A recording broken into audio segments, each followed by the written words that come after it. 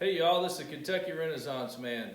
I'm going to spend a few minutes showing you a few things about a skill saw and what you can do with it, the dangers of it, how to protect yourself, how to use a little bit of common sense and caution while you're working with your saw. You may be new to using a circular saw or a skill saw as we call it, but no matter whether you're brand new to it or you've been around them for a long time, I hope you find this helpful and enjoyable. Stick with me. Make you a couple blocks. 2 or 3 blocks. Keep them beside of you, okay? If you want to cut right here, throw that right there. If you're right-handed, push down on this side. Now, what this is when you push up here, it's hanging up in the air. It'll fall down. This block makes a pivot, a fulcrum point, and it makes it where your blade don't scratch what's below it, right? Just keep a block handy. Push down, go across. Now, that didn't fall and go wild, didn't pop up, hit you in the face, didn't do anything. Keep 2 or 3 boards right together. Don't need a whole platform, just 2 or 3. That way, you can then set saw down. You can set this over there if you want. You can push this off where you want it. You can grab your next one, set it up there, push down, and cut it off, and you got your work table. Another trick, if you're going to be a sawman, right here on the end of your sawhorse, stick you a nail, hang it out about 1 inch, put your saw right there. That way you don't have to keep bending over and picking it up, and it's always for your hand. If you were left-handed, you could put it on that side or put it right here. All right, another thing, if you don't have the luxury of having a table and you have a long board, never cut right here in the middle in any way unless you're able to pick the board up and with your hand on the side that is your drop. So this is your peak. Well, it doesn't even matter which side it is. If you can put your hand on here and pick it up, and let that one fall to the ground and this one fall down on the sawhorse. But you saw how high I picked it up off. All right, watch this. Now, mid-air, we don't have any sawhorses around us, and I want to pick it up and just cut the piece off. I want to hold the bigger piece and cut off the smaller piece if possible, right? The saw will want to kick back this way, so I want to keep my hand 2 to 3 inches away. So I'm literally rotating it towards the saw while I'm pushing forward against it, which makes it look like I'm not doing anything. But it keeps it spread out to where... Well, it's not spreading it out. What it's doing is just forcing it to where when the blade comes through, the back of the blade will kick this block out of the way, okay? So watch what happens when I'm finished. Yeah, my arm, because now it's not tension, it'll rotate. But when it does that, it allows the blade to never touch the side of this. It just kicks it out at the last minute, okay? All right, if you only have 1 sawhorse and you want to cut a block, all right, and you put it on here, you can balance it, but when you put the saw on this side, it's heavy. So that makes people want to push down on this side. What happens though, when you cut right here and you're pushing down right here, the saw is trying to drive. You see that? It's trying to push the board.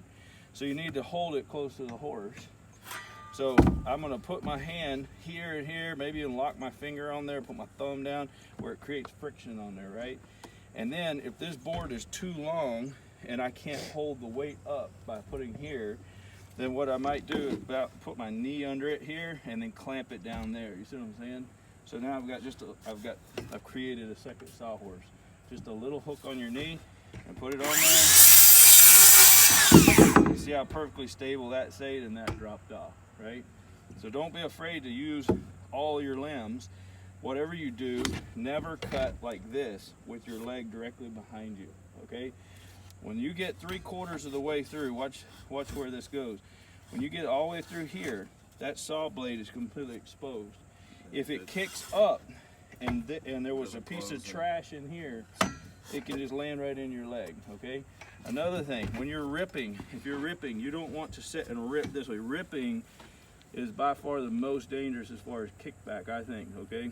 So when you're ripping, because what happens is the blade's buried and this thing becomes a wheel, and if it gets out there, it'll drive backwards. And if you're up against the wood right here, trying to rip real long, then what happens is it drives back and it's into your leg before the brake, because the cover can't come down until it's completely clear of it when you're ripping, right? I mean, it's going to be all the way up. So once it's pulling back, that thing is still up. The cover is. Yeah, it's pulled back until the blade's literally off 50% out before it starts riding back down. Yeah, and usually when it's driving itself backwards on a rip, it's because it's trying to come up and out because the wood's pinched, right? Which means now it's up and exposed back and you're standing behind it, okay? So if I was ripping something short like this, let's say, let me put a line on here. If I wanted to rip this 2x4 right down the middle, okay? The safest way to do that is to rip from both directions. Now, what you want to do is clamp this off, stand to one side, look down at your cut.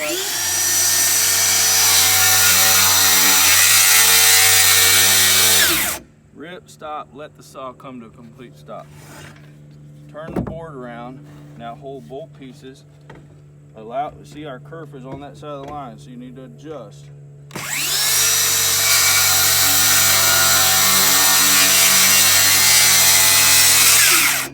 And stop. Don't try and pull the pieces up. Now what you've got is two pieces ripped down the middle. You see that? One thing to remember is where your body is at all times. If you're using an electric skill saw, you also have a cord to worry about. I didn't use a cordless skill saw like that until just recently, and so electric skill saw, guys cut their cords all the time because they'll pull their saw out real fast. The back of the blade will just nip their cord right off and their tail's laying. On a small piece, let's say I want to cut some small pieces off here, and so I've got a list of measurements wrote down that I need to cut these individual pieces all the way down to here. There is no safe way with a skill saw to cut these last two, okay? It is not worth the wood. It is never worth the wood to sit there and cut anything bigger or smaller than your hand. If you can't physically clamp it down, stay 2 to 3 inches away from the blade and clamp it and know there's no kickback and cut it off. You don't need to be down here trying to teeter something under one finger and cut it off, okay? The Lord made more trees, go buy more wood, but don't be cutting stuff smaller than the width of your hand, cutting it off, okay? So I like width of my hand plus 2 to 3 inches is where my cut's at, okay? So I could, on this particular one, I would never sit here and say, okay, there's my last cut. I'm gonna start out here cutting. Cut this cut here, move over that much, and cut these cuts directly over the sawhorse. But watch, if I move that one out there, my hand is only halfway on here. And now I'm uncomfortably close to my table. So there's no reason to do that. I'm gonna throw this piece away, use it in my burn barrel or something, but I'm not gonna cut that. I'm gonna grab another piece and cut my smaller block. So, all right, let me teach you how to cut wedges. Let's say somebody says, hey, cut me some 12-inch long wedges, about a ½ inch thick to 0, okay?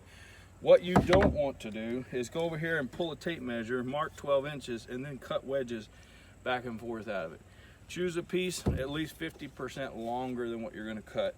That way you can have a fully fleshed out piece here, because when your saw runs up through here, a wedge is nothing but a rip cut, okay? That gets dangerous. So what I like to do is start on the corner, and I don't even have marks. I just aim at about 12 inches for about a ½ inch thick from 0, okay? So I start right in the center, and stop. Pull the blade out, okay? Now, that angle goes from, if I go over a ½ inch and rip straight now, it's going to touch, right? I have 2 wedges. Now see, it just bound up. I did that on purpose. I ripped through because I wanted you to see what would happen. Look what happened. If I have my finger in there and I or too close, and now the blade's completely exposed, right? And that thing binds up, and I've got my hand right here and my leg up behind it, something bad can happen quick, right? Okay, we're gonna pull this apart. Look what our wedge did. It wedged. It wedged real good. Okay, so let's flip this over. I'm gonna show you something different, hopefully. All right, we're gonna do the same cut. And instead of trying to go into that cut, I'm gonna miss it and leave it hanging, okay? Very rarely.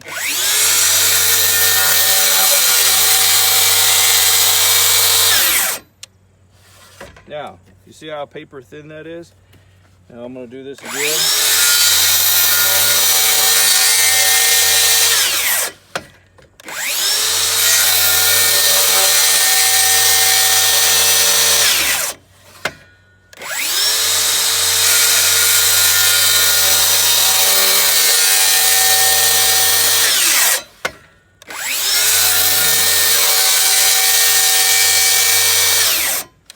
Now, what I like to do is just go about, you can look through there, the kerf is round on the saw, right? So look to where you see daylight, and then just go right there. And all these will now break up for you.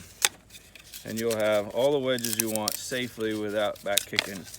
You might have a little bit of a finger on there. You can take a pocket knife and knock that off here or there. If you don't want any of that to happen at all, then just cut a little bit farther back. And your gap, you did a 1/2 inch wedge. If this thing is broke off right there, it'll get started just fine. And that's a safe way to do it without backing your saw up. Got it? You can sit and cut wedges all day. The best thing to do when you need a bunch of wedges on a job, one of the first things that we do, especially doing timber framing, is somebody will just set up and cut a whole bunch of wedges, different lengths. So we'll do some 1/2, some 3/4, some 1.5 inches. The thicker the wedge on one end, the longer it needs to be. 1/2 inch by 12 is a great way to do it, by 10. But let me show you something. What happens if you cut a 1.5 inch wedge 12 inches long?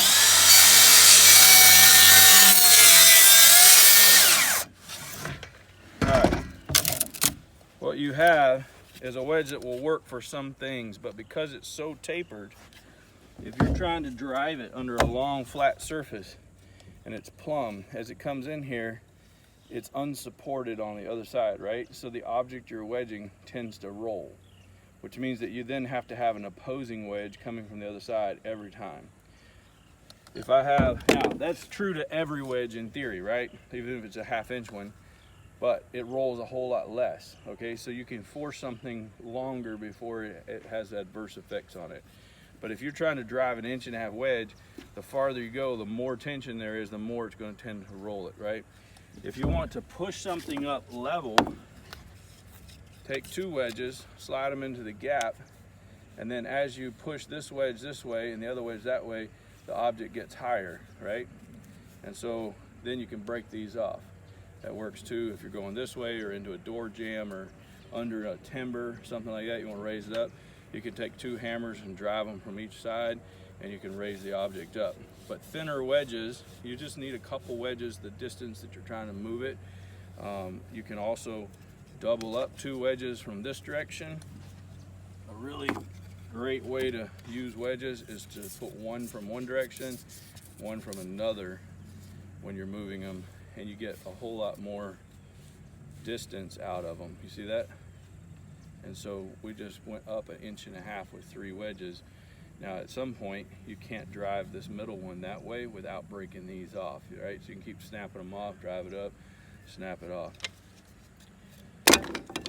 If you're gonna do 1.5 inch wedges and you need to start thin, then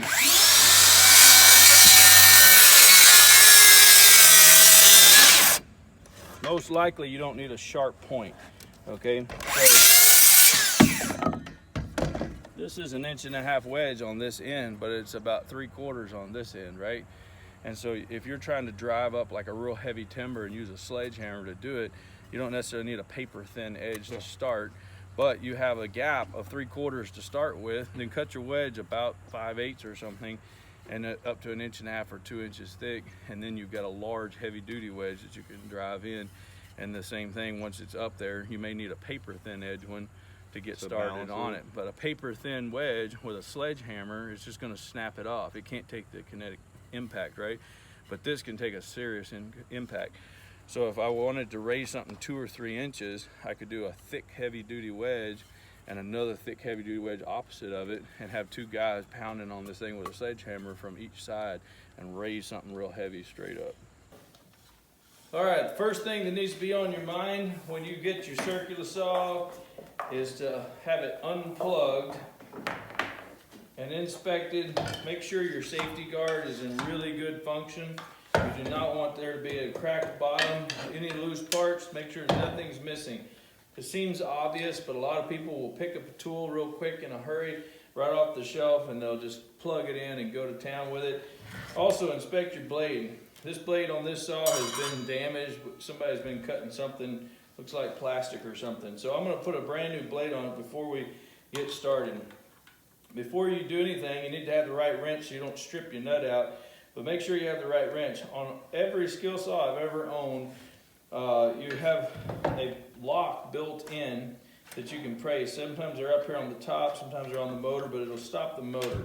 So if you're not familiar with circular saws, press that button and it'll lock up the blade, and then you can take and remove the nut or bolt. Most of them have a bolt that goes into the arbor. And then once you remove that bolt, there'll be a flat washer that's kind of conical shaped on one side that has usually a flat spot.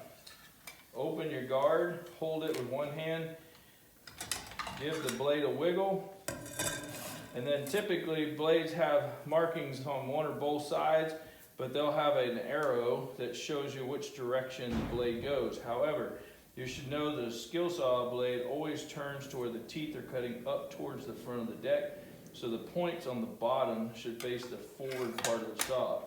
Put the saw down on there, make sure it's secure, replace your washer back to its place. It'll line up with the flat spot. Your screw will turn the opposite direction of a normal threaded bolt. And when you get it in there, let your guard go, set it back down, push your lock, and then tighten your bolt back up. I'm actually using a chainsaw wrench that's got the right size nut on each side of it. All right, I'm gonna get, this blade's gonna go back to be resharpened. And then once I've got my blade on there, everything's secure, my guard's down, we can re-plug it in. Now that the saw is plugged in, let's talk about a little bit of safety. A saw's motor is turning with the teeth coming towards the front, which means that when the guard is down, it wants to drive backwards. It wants to roll backwards at all times. So every skill saw usually has a handle on the back, a handle on the front, so you can control it. Be very careful to make sure that you're always using both hands if possible. A skill saw can very definitely, especially a good one that's well balanced, can be used with one hand. They are generally made for the right hand use. I'm actually left-handed. I use them left-handed. I've always used a right-handed saw with the left hand. I prefer it that way because that's the way I grew up and what I've always used. Everybody always worked around was right-handed. So I got used to that. It allows me to see the blade very carefully. However, being left-handed, using a right-handed saw means that generally the saw is directly in front of me, which is not a good thing. The saw on a right-handed saw was designed so that when you're pushing it with your right hand, you're setting to one side. If there's kickback, it goes beside of you. If you're left-handed using a right-handed saw, you could have it come straight back, and so you have to be even more cautious about standing like this so that it can go by you and underneath of you. All right, with that said, one of the more dangerous cuts to make with a skill saw is a rip. So on a table saw, you have a flat table, you have a long piece, you can push it through, you can use push sticks, keep your fingers away from the blades. Here, our hand is actually on top, away from the blade, but when we're ripping, we've got to support the weight. In a workshop setting like this, it's fairly easy to grab a C-clamp or a bar clamp and clamp a piece down to the table, hold one in, rip it off, turn it around, rip it, and never even use our hand. Out on a job site, as you'll see in part of this video, you'll see me give a demonstration of ripping a short piece and a little bit longer piece by hand on a workbench, or sawhorses, excuse me, on sawhorses, and the cautions you have to take there. A crosscut in a workshop setting with a really nice workbench is really simple. It's a matter of setting your piece on there, having it fully supported, having a mark, setting your saw, and then cutting. But you don't want to start cutting until you have it secured. You certainly don't want to say, well, I want a 5-inch piece on this end and slide it all the way out here to cut the longer piece off.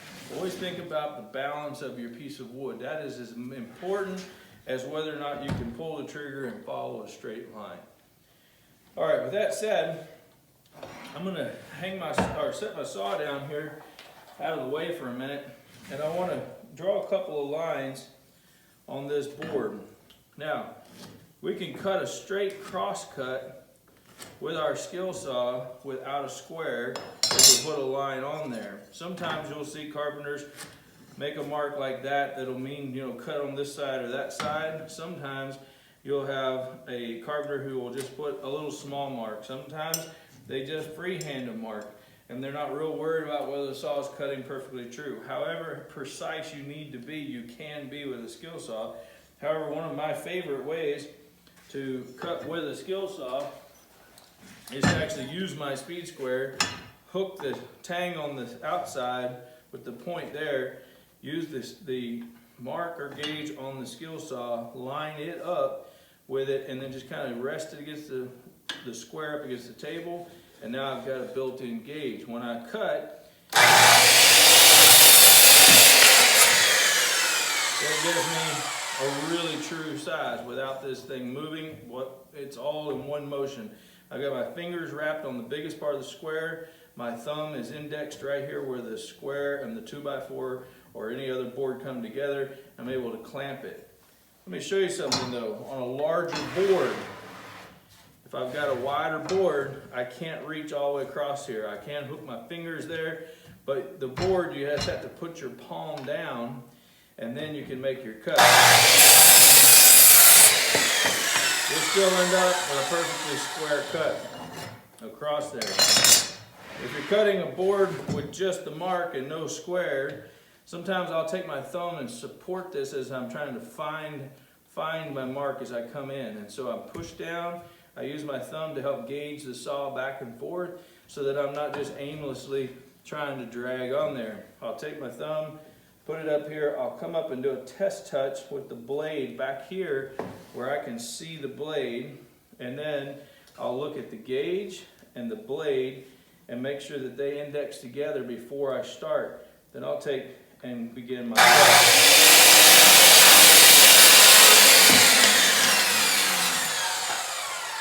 That way I can follow my line and stay straight through. If I only focus on the gauge and I start out crooked with the mark but the gauge is on, then I'll start here and then realize I'm off and have to straighten up. If you try to straighten up a skill saw after you begin your cut, you'll get it in a bind. I'm going to demonstrate that. Listen to the difference between a saw that, like you just heard, going through very clean, and one getting in a bind because you start with a crooked stop.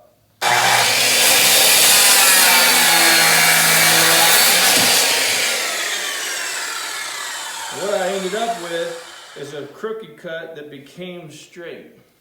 But if you notice all these mark burns on the side of my 2x4, this is a brand new blade, and so I took some of the paint off the side of my blade. The other thing I did is I put myself at jeopardy by pushing the blade through and forcing it through the board and making a cut. A perfectly sharp blade should go through this thing like a hot knife in butter. Well, if you have to force the blade, then it's probably operator error, or you've got the wood in bind in some way. So a clean cut freehand, if you follow the guide and the blade at the same time, use your finger as a rest, when you go through, it'll sound like a quick, clean cut. You won't have any binding. One of the things that I like to use a skill saw for too is to cut angles. Now, a skill saw can make extremely precise angles. If you want to cut a perfect 45, there's a 45. If you're cutting some kind of a rafter cut, you can cut different angles for rafters, and you can cut that as precise as you can a 90-degree cut. The difference in cutting angle cuts with a skill saw versus cutting a straight cut is that sometimes I'll roll this saw over, the way the guard works, and you can see all this beveled area right here, sometimes it grabs the edge of the board a little bit differently, and so it can be a little bit more trouble. One of the things that we do to compensate for that when we're cutting is we may pull the guard back with one finger, which it's designed to do that with the one thumb, grab the board so that the blade's exposed, and then get our table flat, line our blade up with the mark, line our indicating cut up there, and then start to cut so that this is not forced to drag over as we go through the angle because it may want to catch. Some of your professional carpenters in the job will actually bring their saw up, grab the tip of the guard with it like this, and then do a plunge cut. That's extremely dangerous and it takes a lot of practice to do it. But I suggest if you're doing this at home as a DIY project or any kind of project you're doing on your own, keep the saw flat and only temporarily to get started, brace the 2x4 or use a clamp, pull the saw guard back just a little bit, enough to expose the blade so that there's no resistance, line your saw up, and then make your cut.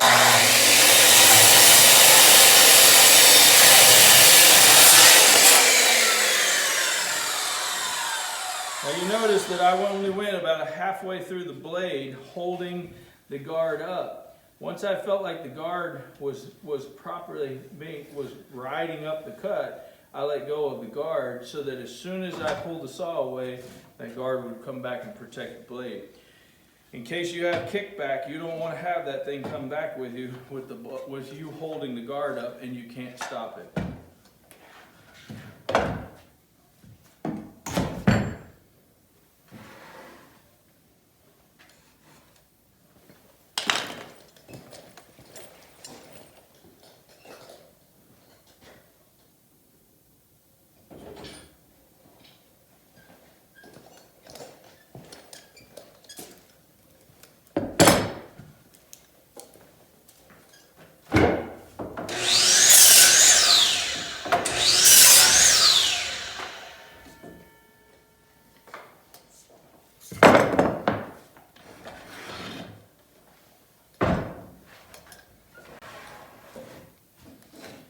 If you're working on a table like this or out on a job site and you have a substrate that you don't want to cut up, obviously if I take my Skillsaw and you just look at the blade on there, it's way thicker than the piece of wood.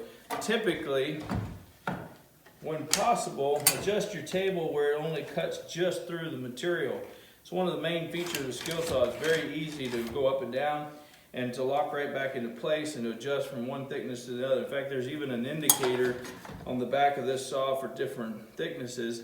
And when you set it on any of those proposed presets there, it's going to allow the blade to only come about 1/16 of an inch through that thickness material. So 3/4 plus 1/16, 1.5 plus 1/16, and that way it'll just barely cut through, which keeps more blade covered when you're cutting through so that something underneath doesn't get damaged. Or if you happen to have your fingers there and you got cut, it would be a very shallow cut. It wouldn't take your fingers completely off. Leaving the blade full length all the time for even thin materials like plywood. Imagine cutting 1/4 inch plywood with a full 2 1/4 inches of blade sticking down, and then it's flimsy and you try to support it and you run your hand over and just take your whole hand off. And so they do make that adjustment very quickly. One other thing real quick about adjustments is there is a quick bevel attachment when you're doing rips or compound miters, like rafters, those kinds of things. All right, on a nice work table.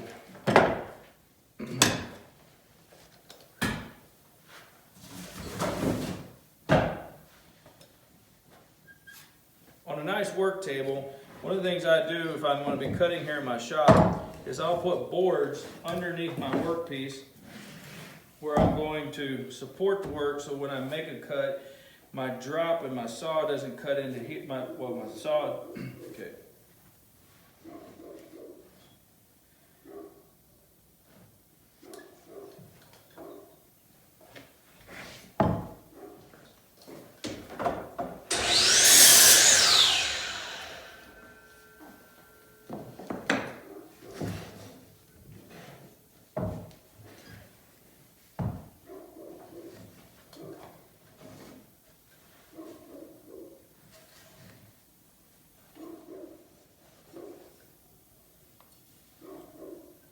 If you're cutting timber or boards of any kind with a circular saw on your workbench, one of the things you can do to protect your bench, to protect you from kickback or from binding from the wood, is to put multiple blocks of wood stationed underneath your workpiece that you're going to cut in such a way that it supports both the drop and the main piece that you're keeping.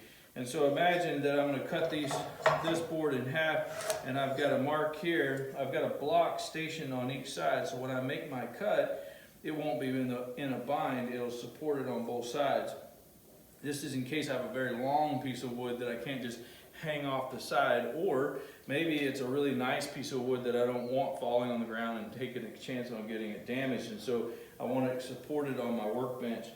What I'll do is I'll take my square, and in this case, on this wide board, I'm going to hook my thumb here, and then since I'm fully supported, I can make my cut going across without fear of my drop falling on the ground.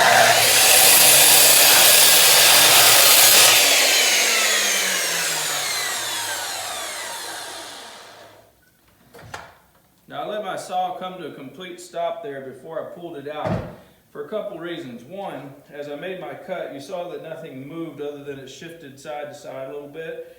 But if I had went and pulled that saw out just now, it could have took a chance on taking this board and pulling it one way or the other, getting in a bind, possibly throwing it off, kind of like kickback on a table saw. So I chose to allow it to slow down instead of pulling it back out. But you see how when I made the cut, I've got a perfectly square cut. The boards are still in exactly the same place they are, and whether this is my finished piece or this is my finished piece, no matter which one's a drop, neither one's damaged. I don't have pieces falling on my feet.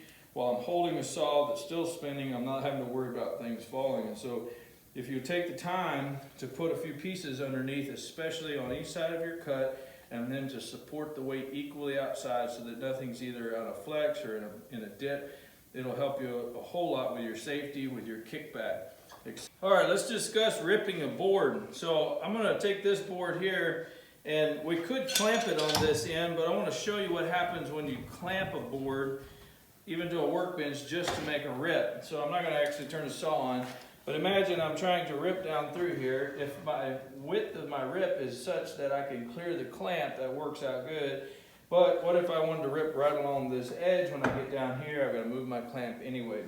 So we're not going to clamp this board for this demonstration.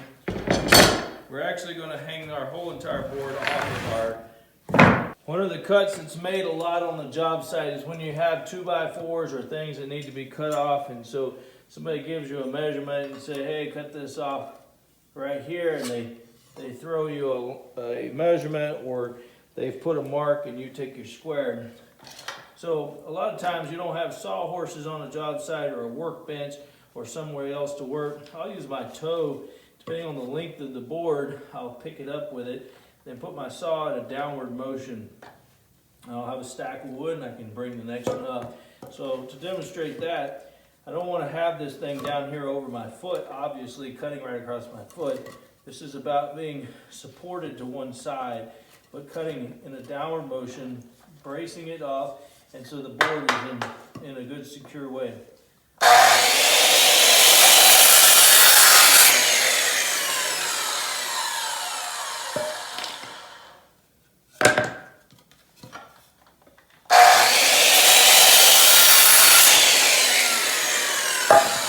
Always make sure your guard is completely back up before you set it down or turn it over. Never, ever, ever use a wedge or a nail to hold your guard up. I see it all the time on job sites. Guys will wedge their saws, then flip them over and leave them standing up. Then when they want the saw, they go over and they grab the saw and flip it.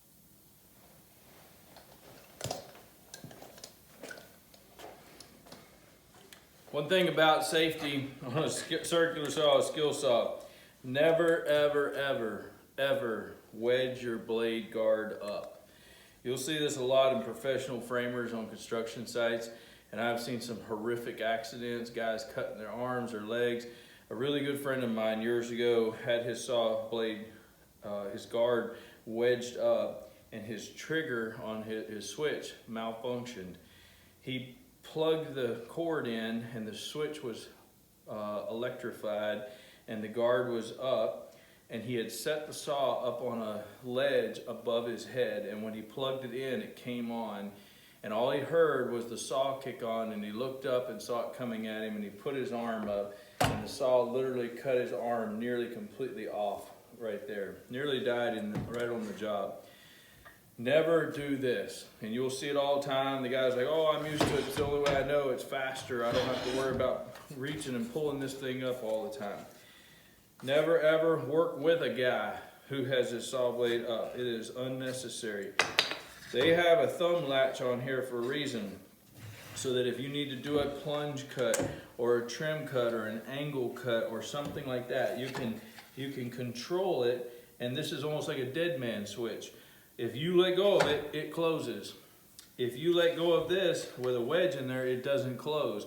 So if something happens adverse and it kicks back, imagine this thing is just a raw blade spinning around, and all of a sudden it's coming at you, or it slips out of your hand while it's spinning.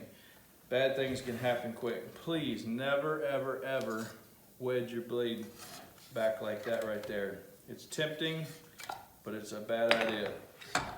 Please like and subscribe, and let me have any comments down below if you've got any suggestions for the channel or things you'd like to see. I'm going to do some different projects, and I sure would appreciate your input. Please hit that subscribe button now. Thanks.